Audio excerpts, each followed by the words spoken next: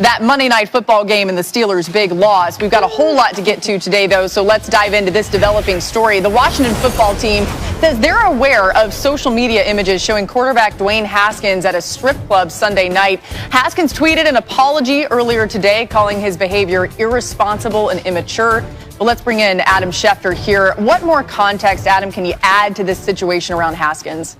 Listen, this is, I think, frustrating for the Washington football team, disappointing as well. Dwayne Haskins earlier in the year was fined almost $5,000 for trying to sneak guests into a hotel room at that point in time. Now we've got an incident where after a loss, where they're competing for the division title, he goes out to a strip club. Images show up, as John Keim of ESPN Nation has reported, and basically show him not wearing a mask. Now, the error in judgment is multifaceted. Obviously, we've got a player going out after a loss. That was a big loss during a pandemic, not wearing a mask. We could pick up anything you want. Now, Dwayne Haskins took to social media to issue an apology to say that he would learn from this particular mistake. And I think Washington is hoping that he will. You have to wonder, though, at this point in time, if his future is going to be in Washington. Obviously, he lost his starting job to Kyle Allen and to Alex Smith, and now they're obviously waiting to see when Alex Smith can get back from that calf injury, but there continue to be miscues here in terms of judgment choices that Dwayne Haskins continues to make.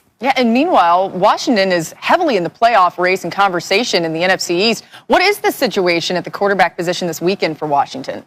The sense out of the organization right now, Laura, is that they think that there's a real chance that Alex Smith is going to be back on the field, recovered from that calf strain, in time to start a very important game for Washington this weekend as it goes up against Carolina. Again, there's a team that needs to win that game, needs to try to put away the division. It could win the division this weekend, the Washington football team can, which would be a monumental achievement in a season filled with obstacles and adversity for this team as much as any in the National Football League. So they believe and are hopeful that Alex Smith can and hopefully will be back on Sunday to start against Carolina. All right, Adam with us all show long. That news, not the only news out of the Washington football team. They have reached a settlement with a former team employee who accused owner Dan Snyder of sexual misconduct in 2009, according to multiple reports. The Washington Post reports the settlement is for $1.6 million and that Snyder and the team have denied any wrongdoing.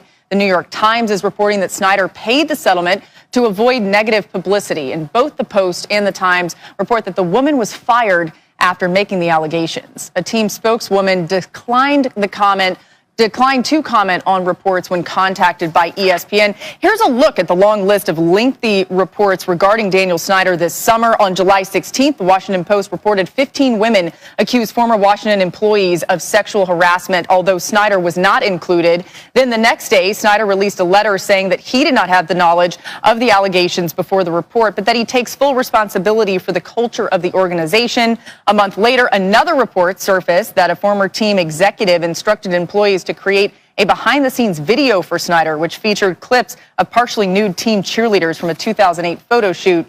And this leads us to today, where the Washington football team reportedly settled a sexual misconduct allegation for $1.6 million regarding Snyder and a former employee in 2009.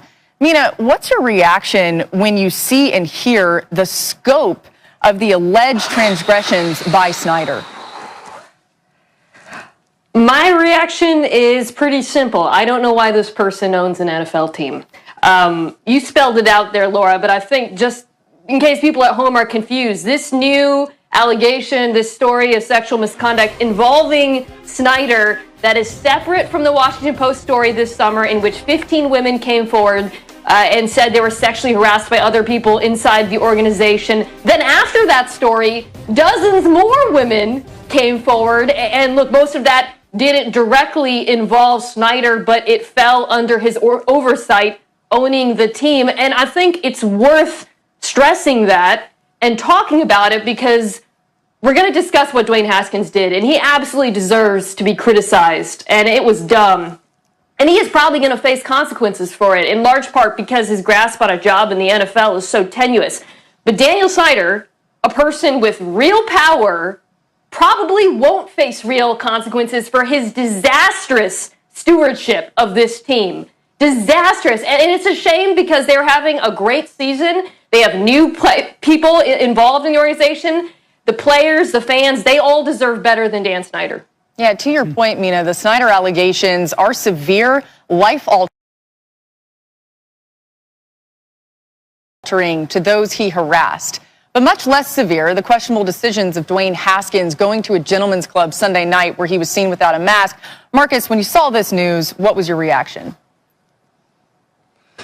Furious. Listen, this was one of those situations where you like you go around and you have these conversations with young players, even in college, when they coming out about the responsibilities and the things you are going to take on. And listen, Dwayne Haskins has to understand that he has responsibility to the people that helped him get to this point as well. Like, this is dumb, it's stupid. I talked about this with Zeke Elliott and Dak back when they had the party before the season started. It's the same scenario. The NFL has protocols that's been in place for as long as we can acknowledge having a season for things like this not to transpire, for immaturity to be the reason and apologize. Like, I'll tell y'all the God honest truth. Like, I did things growing up when I was younger that I apologize for, but you know what happened? My mama still tapped that behind. She still got hers at the end of the day. And that's what Dwayne Haskins has to learn. Look, fining and doing all of these things are direct protocol. But the frustrating part about this is Dwayne Haskins has this golden opportunity, and you choose to do this, and all the dudes that want this opportunity don't have it, and you choose to do this in this year. It's more, but I'll let it go ahead. Go ahead, Dan. I want to touch on Haskins real quick, and I'm going to put it simply like this. If you can't lead yourself, you can't lead others. Point blank. You can't play quarterback in the NFL. To the situation with Ron Rivera and Jason Wright, you know, with everything that they have kind of been thrust into, the fact that they sit here today 6-8 with the chance on the back end of a playoff berth speaks to their incredible leadership this year. I mean, Ron Rivera's stepped into an organization that is a mess, and he's got this first-round quarterback and goes, you know what, second year, I'm going to bench you because I've got this other quarterback that's coming back from this disastrous leg injury that I believe can help us more than you can, that I believe in more than you can. I'm also going to battle cancer while I do this in the middle of a global pandemic, and yet they sit here 6-8. The remarkable leadership has somehow kept their football team afloat. I pray for their veteran leaders that they can handle this situation. Dwayne Haskins should be embarrassed with himself, but I still believe in the leadership to handle